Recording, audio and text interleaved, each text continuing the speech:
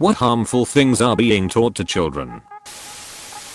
Ignore bullies and they'll leave you alone. When you do that, one of two things are likely to happen. Either they'll mess with you more, or they'll move to someone else and bully them. If you stand up to bullies, they back down. The earlier in life you put these people in their place, the less likely they'll develop their bad behavior as a lifelong practice. Going too far on the find your dream job and it'll never feel like work stuff really messed me up when I wasn't excited about uni assignments and thought I had to change degrees. Teaching kids not to question things just because someone is older or allegedly wiser is one of the most frustrating things that I see on a daily basis. How is a child supposed to ever develop any individual and nuanced ideas if they can't think for themselves? Being wrong is bad. That's why many people don't change their mind when they were given trustable sources. They don't want to be wrong. Being discouraged to speak up about illnesses because it makes them weird something's wrong with them. They talk about like, you need therapy, which isn't a bad concept and you probably do need it, but they picture it in such a bad light. No is a bad word. It's a strong word, but not a bad one. I could never tell an adult no growing up because it was a rude word. If he's mean to you, he likes you. It just teaches little girls, mostly girls, to expect violence from people who love them.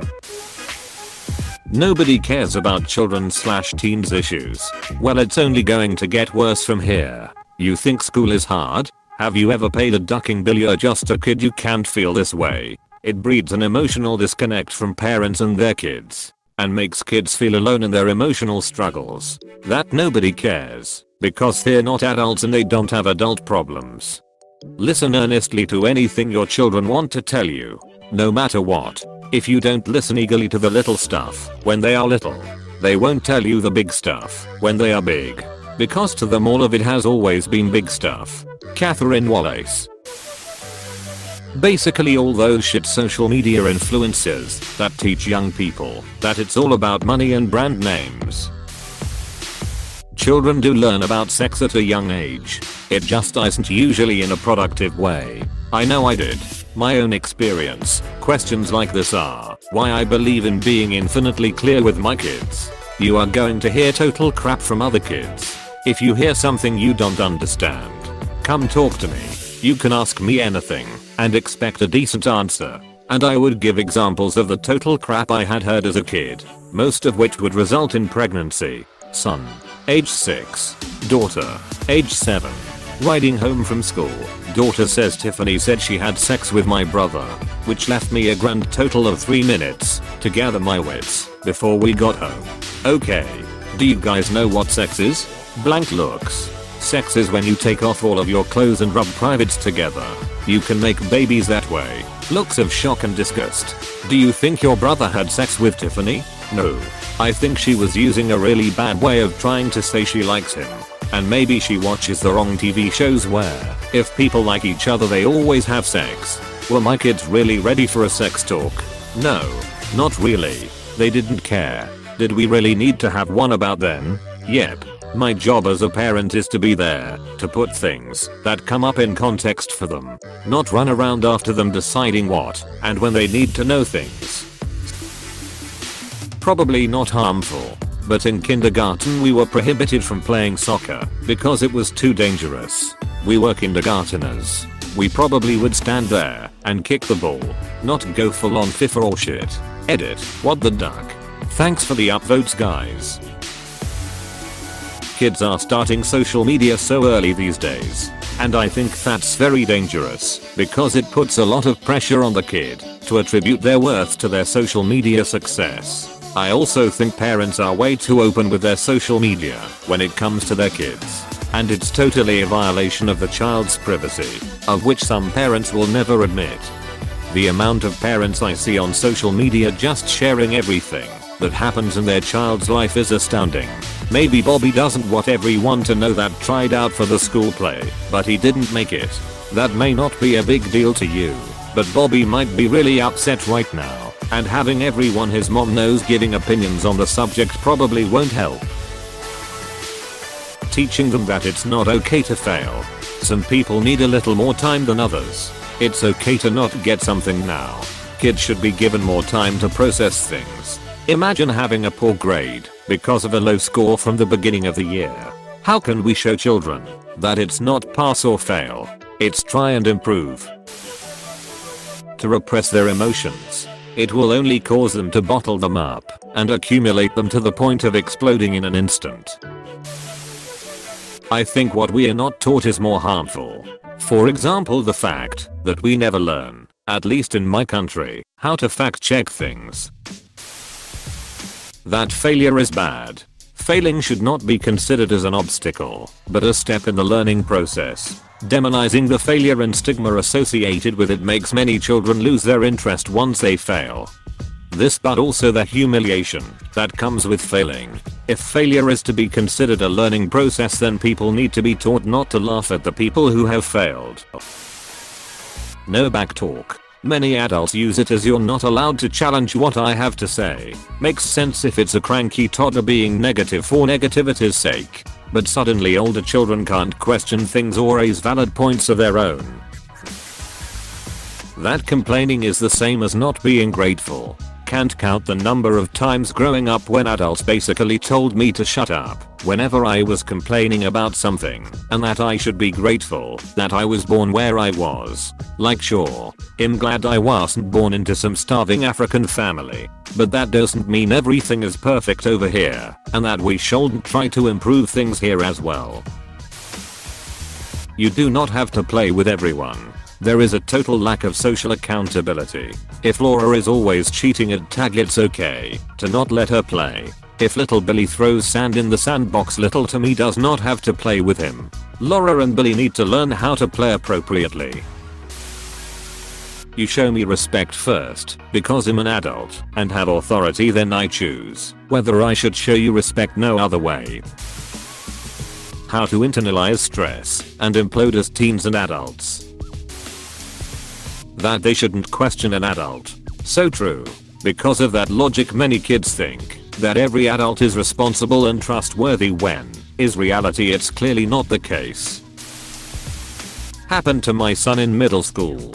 A kid sucker punched my son. My son then fought back and pinned the kid against the wall. He has long arms and punched him a few times. The school called me and my wife and told us our son was suspended. We went to the school and they said, even though multiple witnesses as well as the kid said he threw the first punch, that the school had a zero tolerance policy, so our son would be suspended.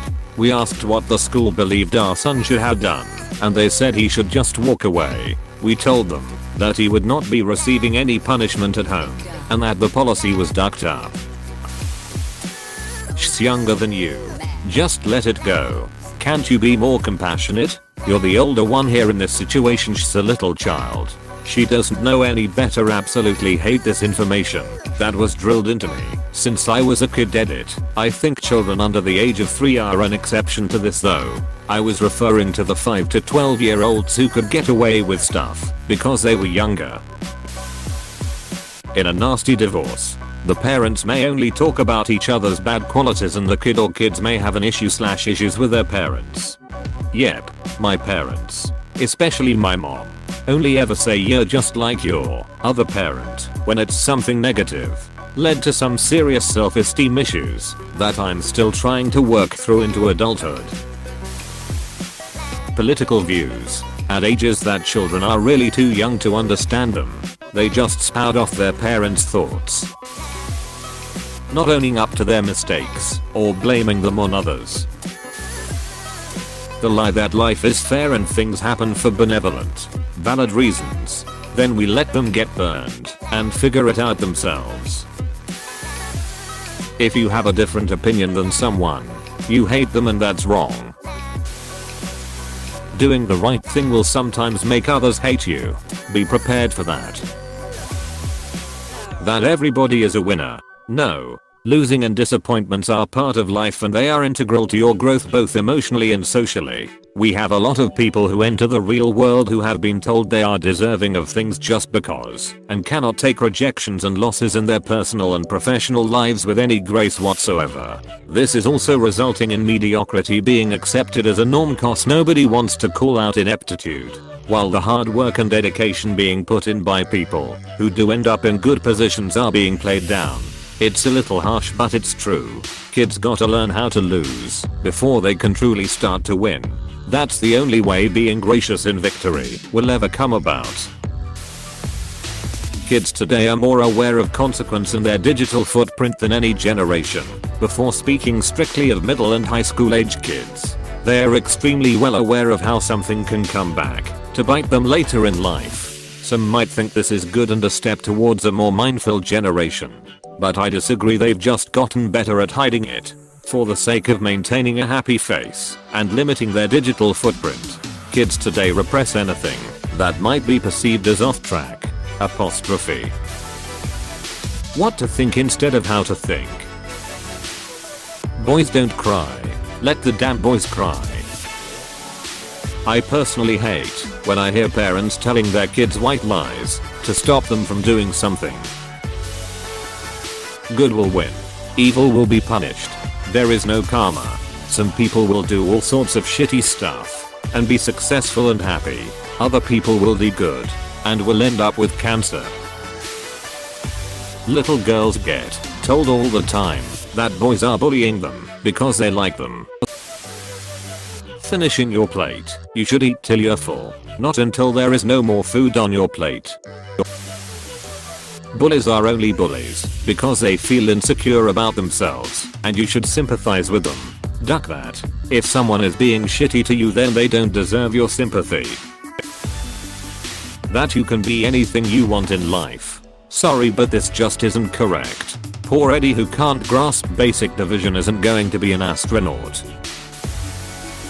School is the only way to be successful and college is a requirement.